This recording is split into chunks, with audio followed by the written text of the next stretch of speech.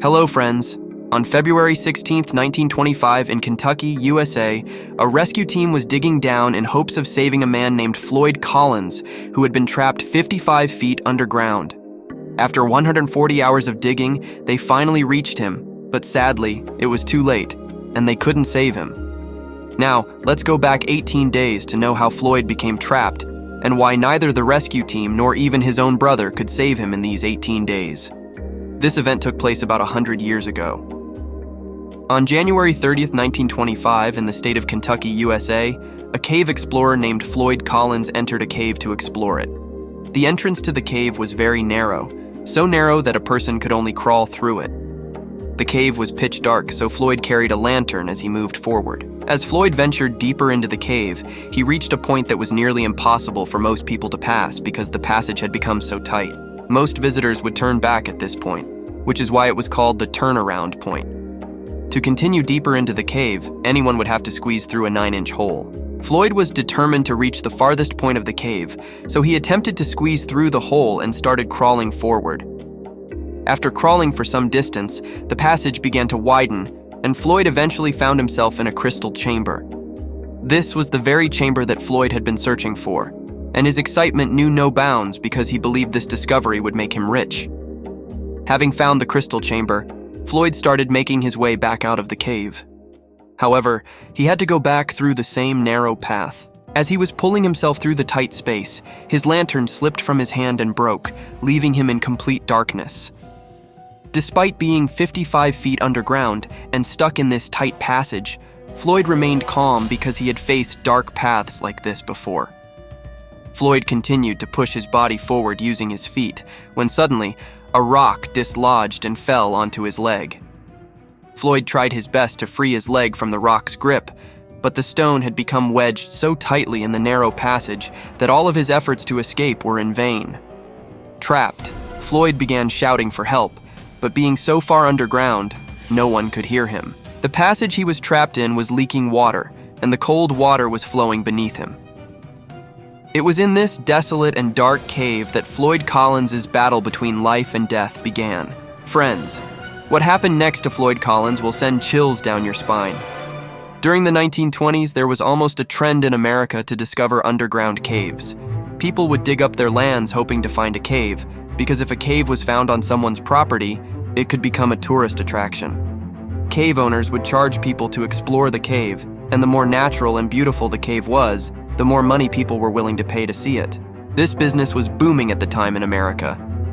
Floyd Collins also dreamed of owning a cave that could provide him with a source of income and improve his family's financial situation.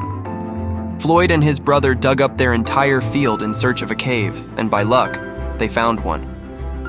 Floyd invited people to come and see his cave, but the problem was that his cave was located several kilometers off the main road, and there were already many caves near the main road. People preferred visiting the more conveniently located caves, and no one was interested in traveling to see Floyd's cave. To solve this problem, Floyd came up with an idea. He thought about partnering with a cave owner near the main road. Floyd approached a cave owner and suggested that he would take care of the cave and show it to visitors in exchange for a share of the profit. The cave owner liked this idea since it would save him time, and Floyd would manage the cave for him. Floyd told the owner that he would first explore the entire cave to familiarize himself with it, so that he could show it to visitors without any difficulty. Both Floyd and the cave owner knew that there was a turnaround room in the cave where most people would stop because the path beyond that point was too tight to pass. At that time, people were especially eager to see crystal caves and were willing to pay more for the experience. Crystal caves formed from limestone take thousands of years to develop and are visually stunning. Floyd picked up a lantern and set out to explore the cave. Little did he know that the cave he was about to enter would lead to the most dangerous battle of his life. As I mentioned earlier, while returning, Floyd's leg became trapped under a rock, and he began shouting for help. 24 hours had passed since Floyd had entered the cave, and still, he was trapped in that small passage. The next day, the cave owner and his son arrived at the cave. The son noticed Floyd's coat and hat near the entrance and showed them to his father. The cave owner realized that Floyd was still inside but couldn't understand why he hadn't come out yet. The owner quickly entered the cave and called out for Floyd, but there was no response. When he reached the turnaround room, he called out again, and this time, he heard Floyd's faint voice pleading for help from the tiny squeeze hole.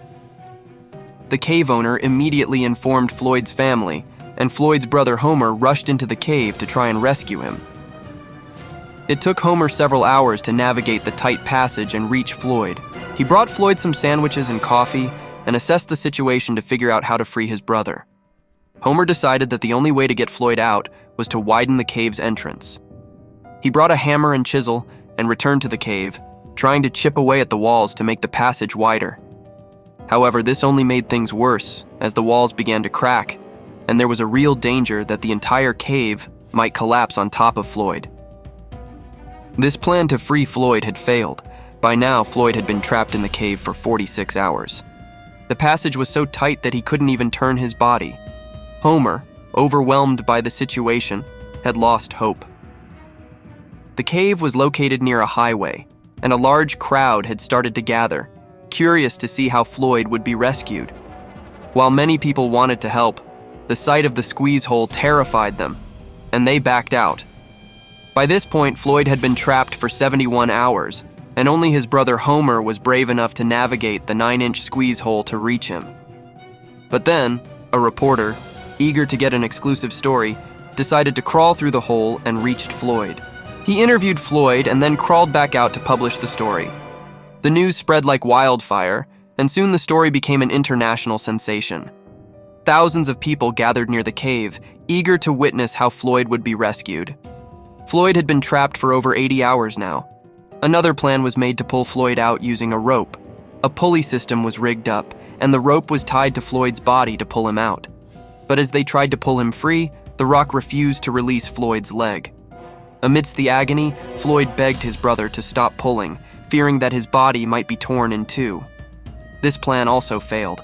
By this time, Floyd had been trapped in the cave for over 100 hours, and a crowd of 10,000 people had gathered above the cave. It was as if a fair had come to town. To keep Floyd warm, a light bulb was installed in the cave. Time was slipping away, and no one could figure out how to rescue Floyd.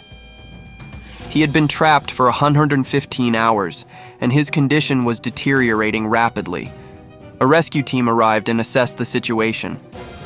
They were alarmed to see the large crowd standing above the cave, as their combined weight could cause the cave to collapse. One member of the rescue team ventured down to Floyd, but quickly retreated when small rocks began falling from the cave ceiling. Floyd realized that his chances of survival were slim.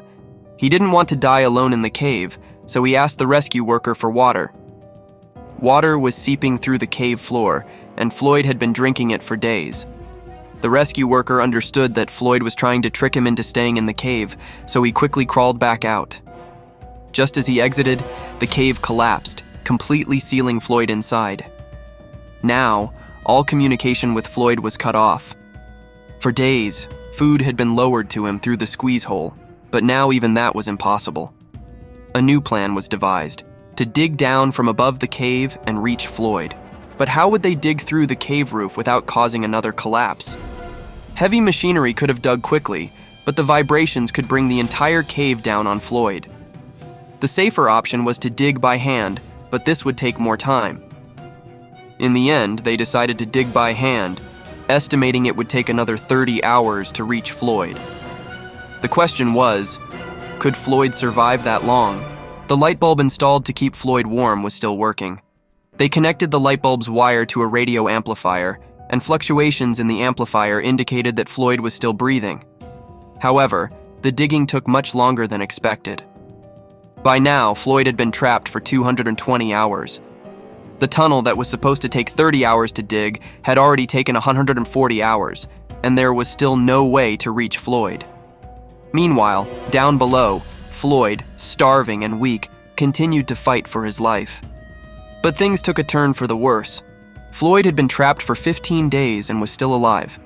Then suddenly, the light bulb went out. Now there was no way to tell if Floyd was alive or dead. Finally, on the 18th day, the digging was complete, and they reached Floyd. His brother Homer went down to bring him out, only to discover that Floyd had died. Floyd had lost the fight for his life. The rock that had trapped Floyd's leg weighed only 27 kilograms. It wasn't even solid stone, but a piece of dirt. Yet the passage was so tight that Floyd couldn't break or move the rock. But just imagine what you would do if you were in Floyd's place. Let us know in the comments. So, hope you like and enjoyed our today's video. I'll be back soon with another interesting video. Now, I have only one request: like this video, and subscribe to my channel, as I am a student and it is too difficult to manage all this with my student life. Please, it's a really humble request. Please, your one like and sub can really help this brother.